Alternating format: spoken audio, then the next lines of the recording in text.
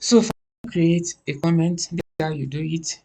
You open your, what's it called, your angle bracket, followed by two center dash, then this is the opening delimiter. Then after that, we have the closing delimiter. Then in between the opening delimiter and the close delimiter, you can have whichever comment you want to have. That is your comment text. Your comment text. So if I save this now and I go back to my browser and I refresh, you won't see, because normally it's supposed to come at the top of my welcome to my website, but you won't see it there. Why? Because it's a comment. It's only visible to the programmer, not the end user. So if I take this one out now and I go back, I display, I refresh, you can see body comment is the comment is there. So that is it. Then the VS Code shortcut is just for you to press, to hold down the control, and you press control plus slash in your keyboard.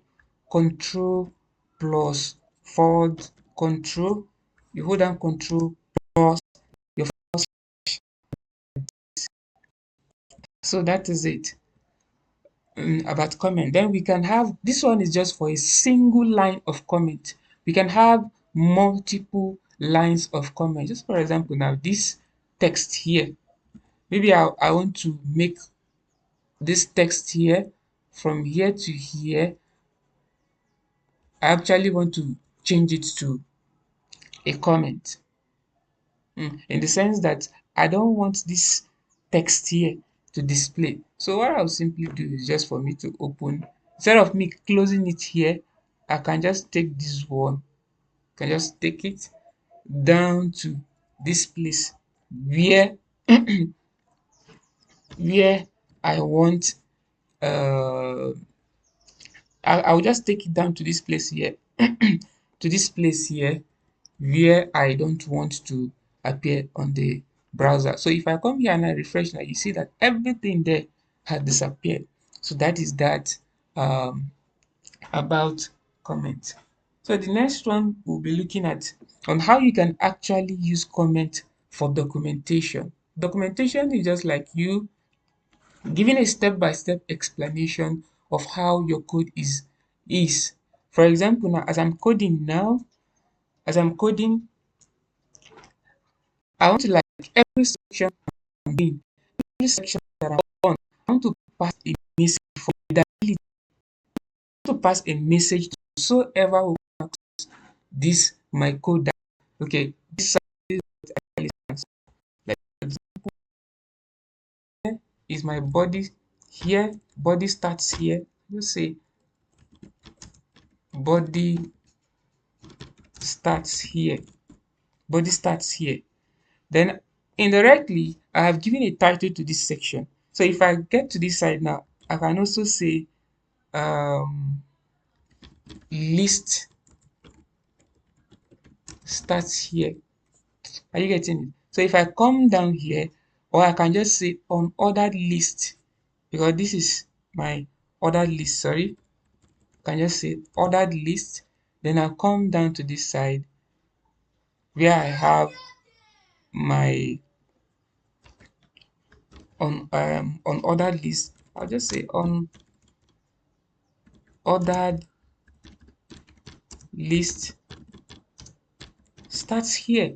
And as you can see, I'm increasing the readability of my website in the sense that I know where to go. For example, now if I want to actually navigate, it when you are coding, it will get to a point where you have um about thousands lines of codes. For example, what I'm having here, I'm just having I think 45.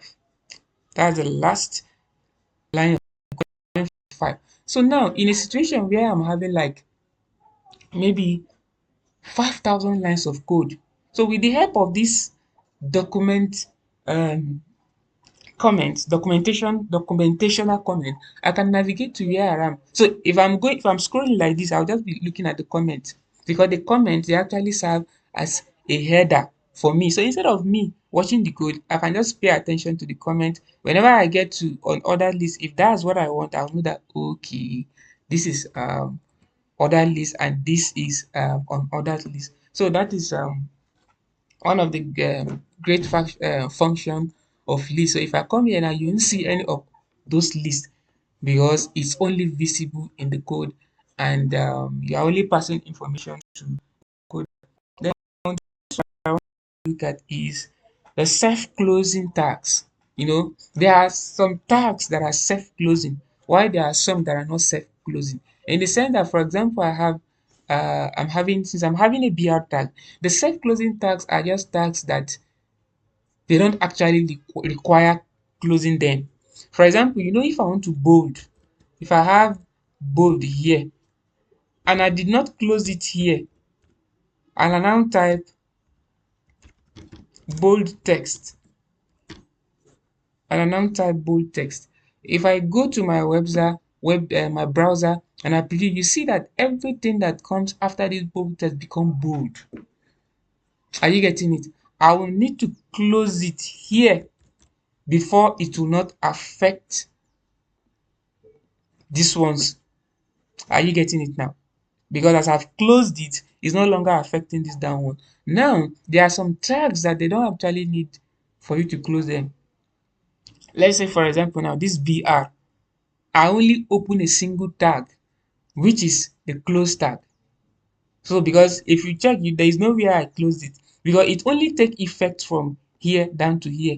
So now the self-closing tag is that you can just include this. Either you do it like this, or you take out the space in between. They will still perform their function. So now these are tags that are referred to as self-closing tags. They don't need a close tag, just like we close H1 here. As you can see, we open H1 here and we now closed it here.